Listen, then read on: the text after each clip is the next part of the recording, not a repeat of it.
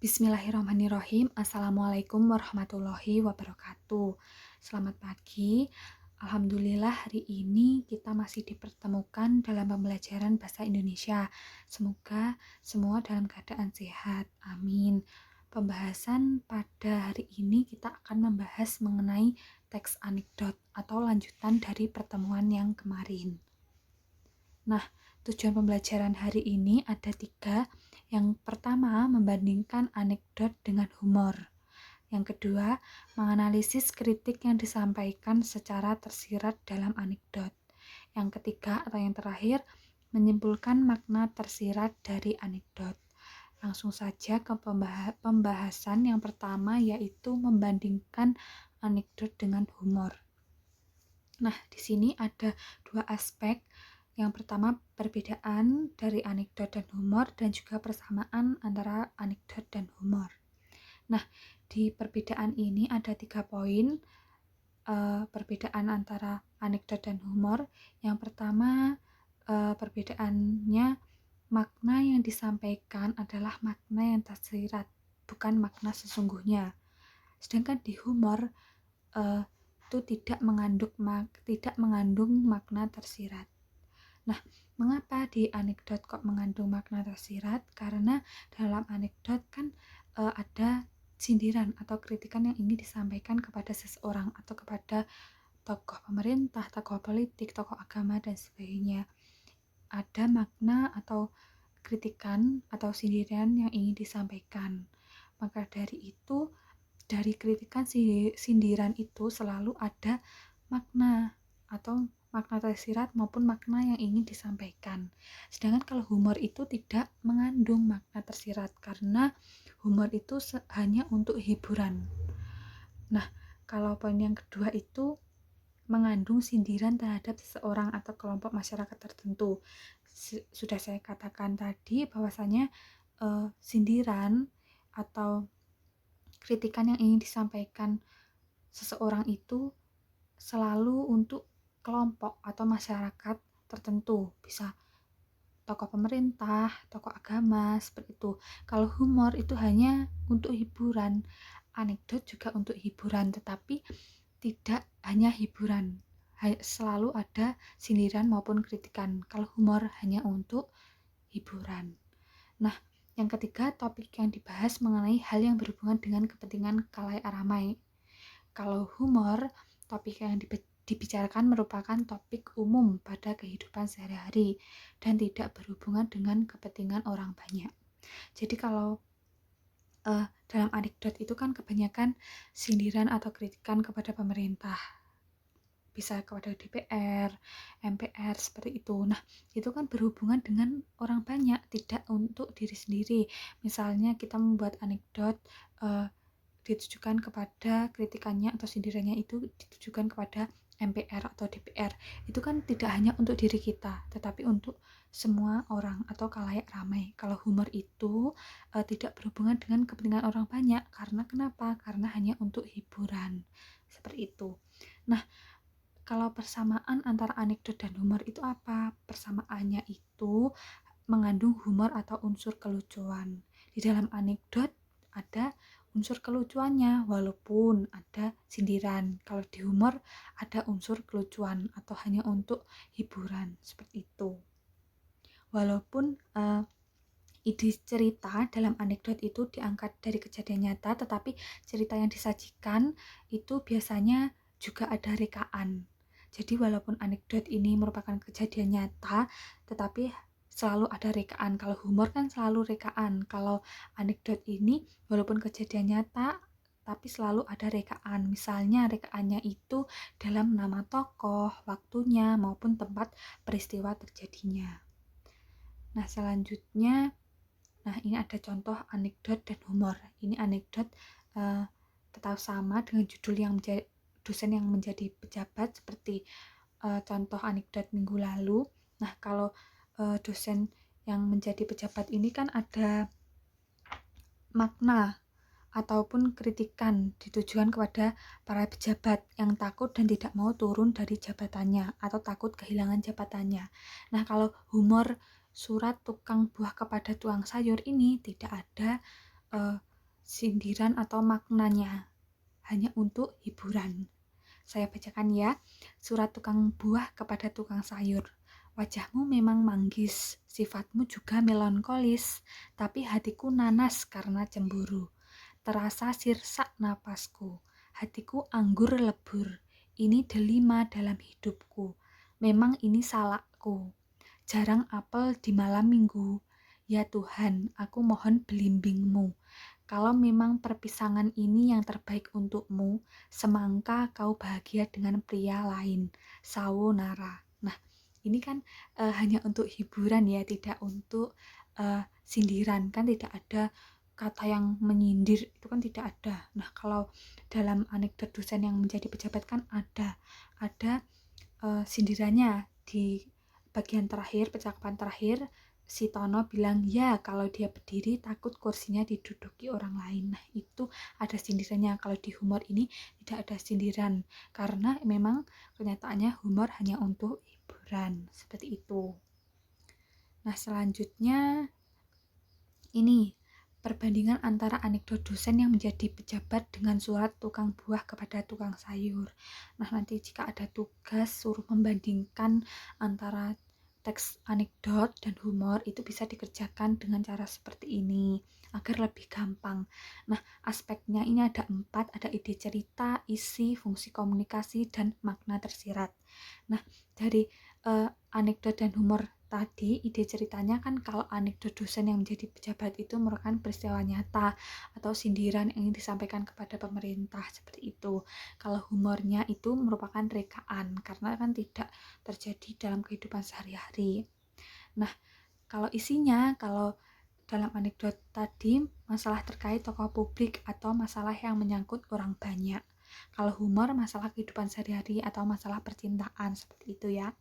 Kalau fungsi komunikasinya itu anekdot menyampaikan kritik atau sindiran secara halus. Kalau humor tadi hanya untuk menghibur. Nah, ini ada makna tersirat. Kalau anekdot itu menyadarkan para pejabat agar jika masa jabatannya itu habis, mereka bersedia untuk turun dari jabatannya dan siap digantikan oleh orang lain. Kalau humor surat cinta itu kan tidak ada makna atau pesan tersirat yang ingin disampaikan, jadi hanya untuk hiburan. Kalau yang anekdot kan ada makna tersiratnya, seperti itu. Nah, pembahasan yang kedua yaitu menganalisis kritik yang disampaikan dalam anekdot. Nah, kritik dalam anekdot itu seringkali disampaikan dalam bentuk sindiran, tidak disampaikan secara langsung. Kenapa demikian? Karena untuk menghindari konflik antara pihak yang menyampaikan sindiran dengan pihak yang disindir. Tujuannya agar pesan yang disampaikan itu kritikannya, pesan yang disampaikan maupun kritikannya itu dapat diterima oleh pihak yang dikritisi atau pihak yang disindir atau pihak yang dikritik tanpa menimbulkan ketersinggungan atau tidak ada salah paham. Maka dari itu kritik dalam anekdot itu selalu disampaikan secara tidak langsung. Nah, maksudnya secara tidak langsung itu bagaimana? Seperti ini, ada idiomatis. Idiomatis itu berarti atau artinya itu menyangkut idiom atau secara idiom. Nah, kalau idiom itu apa? Kalau idiom itu berarti konstruksi yang maknanya tidak sama dengan gabungan makna unsurnya. Nah, agar lebih gampang atau kata kunci dari idiomatis ini apa sih? Kan pasti kalian agak bingung memahami arti dari idiomatis dan idiom ini. Nah, kalau idiomatis itu kata kunci atau lebih gampangnya kalian memahami itu yaitu idiomatis ini bukan makna yang sebenarnya. Jadi idiomatis itu bukan makna sebenarnya. Maksudnya bagaimana? Langsung ke contoh ya biar tidak bingung. Misalnya nih contohnya anak emas. Anak emas ini bukan anaknya emas ataupun anak berwarna emas. Bukan seperti itu. Tetapi memiliki makna idiomatis. Anak emas ini memiliki makna idiomatis yaitu anak kesayangan. Nah, kalau contoh yang kedua ini gulung tikar. bukan berarti tikarnya digulung, tetapi gulung tikar ini mempunyai makna idiomatis bangkrut. Seperti itu. Jadi idiomatis ini bukan makna sebenarnya seperti itu. Jadi tidak bisa diartikan satu persatu per kata, itu tidak bisa. Karena memang idiomatis ini bukan makna yang sebenarnya. Nah, ini ada tabel kata, frasa, klausa, atau kalimat. Nah, sebelum ke tabel ini saya jelaskan terlebih dahulu apa itu kata, apa itu frasa, apa itu klausa, maupun kalimat. Nah, kalau kata itu satuan bahasa yang dapat berdiri sendiri. Jadi dia itu bisa berdiri sendiri, hanya satu, itu dinamakan kata. Misalnya, kursi, lalu jabatan, dosen, seperti botol, kaleng, itu merupakan kata. Nah, kalau frasa itu gabungan dua kata atau lebih yang bersifat non-predikatif. Nah, kalau kata tadi kan satu, dapat berdiri sendiri. Kalau bisa dikatakan frasa, itu merupakan gabungan dua kata atau lebih. Jadi bisa dua kata maupun tiga kata, tetapi harus bersifat non-predikatif. Bisa dikatakan frasa, bisa bersifat non-predikatif. Non-predikatif itu apa? Kalimat yang menandai apa yang dikatakan pembicara tentang subjek. Non-predikatif itu tidak mengandung predikat. Itu loh, SPOK kan P-nya kan predikat, seperti itu. Nah, misalnya frasa itu gunung tinggi, kan dia tidak mengandung predikat, tetapi sudah mengandung dua kata, itu bisa disebut frasa. Nah, kalau klausa itu apa? Klausa itu satuan gramatikal yang mengandung predikat. Nah, klausa ini bisa 2, bisa 3, bisa 4 kata, tetapi harus mengandung predikat agar bisa dikatakan klausa. Misalnya, ibu mencuci, kan predikatnya mencuci, seperti itu. Itu kan padahal 2, cuma ibu mencuci, itu bisa dikatakan, bisa disebut klausa karena sudah mengandung predikat. Nah, kalau kalimat itu apa? Kalimat itu satuan bahasa yang secara relatif berdiri sendiri dan mempunyai pola intonasi final. Nah, kalau kalimat ini satuan bahasa, atau misalnya bisa dikatakan kalimat itu tidak harus kata-kata yang panjang, itu tidak. Tetapi bisa dikatakan kalimat itu kalau ada pola intonasi final. Misalnya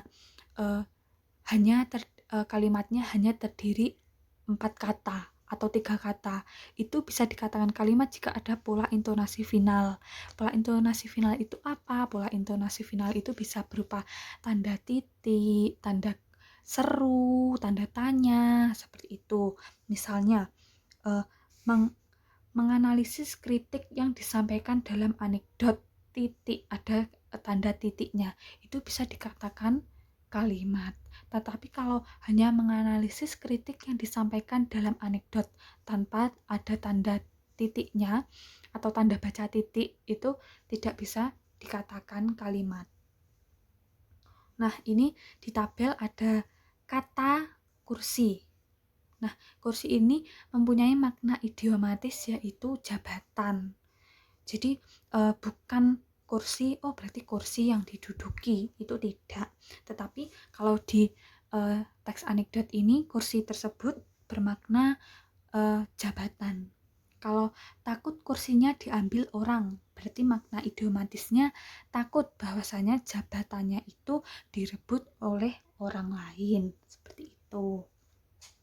Nah, lanjut ya. Selanjutnya, nah, ini pembahasan yang terakhir, yaitu menyimpulkan makna tersirat dalam anekdot. Nah, makna tersirat dalam anekdot itu berbeda dengan sindiran dan kritikan. Hal ini tentu saja, tetapi lebih mengarah pada tujuan yang ingin disampaikan oleh si pembuat kritik. Jadi, makna tersirat dalam anekdot itu berbeda dengan sindiran ataupun kritikan, tetapi lebih mengarah pada tujuan yang ingin disampaikan oleh si pembuat kritik, seperti itu. Nah, teks anekdot ini mengandung makna tersirat, selalu mengandung makna tersirat, tetapi tidak ditunjukkan secara langsung. Jadi kalian harus namanya makna tersirat. Jadi tidak ditunjukkan secara langsung. Kalian harus membaca dengan teliti, dengan seksama agar kalian bisa menemukan makna tersiratnya. Makna tersirat ini perlu ditafsirkan sendiri oleh pembaca. Pembaca harus menganalisis dan menyimpulkan makna tersirat tersebut. Jadi kalian harus membaca, lalu menganalisis dan menyimpulkan makna tersirat dalam teks anekdot.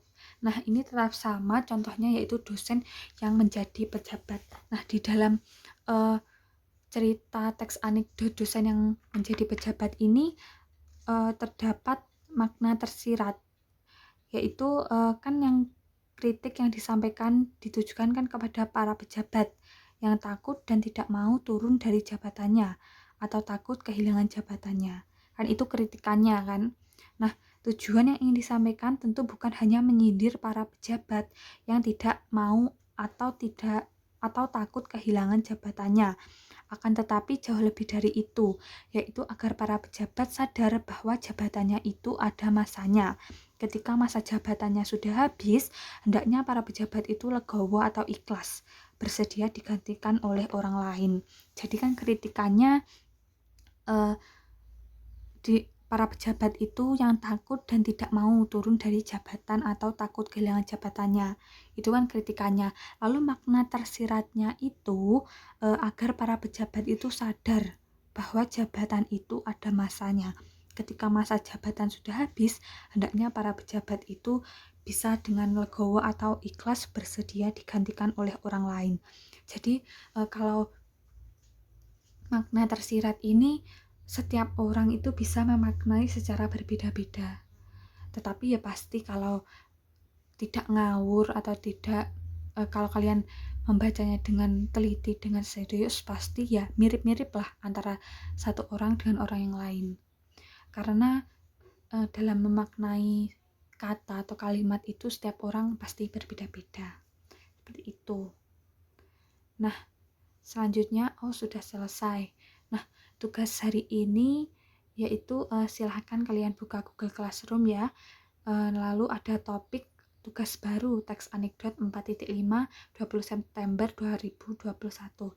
Nah, di situ ada tugas, kalian kerjakan sesuai instruksi dan dikumpulkan sesuai instruksi. Nah, sudah selesai. Terima kasih atas waktunya. Semoga pembelajaran hari ini bisa bermanfaat untuk kita semua. Semoga kita selalu dalam keadaan sehat dan tetap patuhi protokol kesehatan. Semoga kita bertemu di pertemuan selanjutnya. Mohon maaf jika saya ada salah kata. Saya akhiri. Akhirul kalam. Wassalamualaikum warahmatullahi wabarakatuh.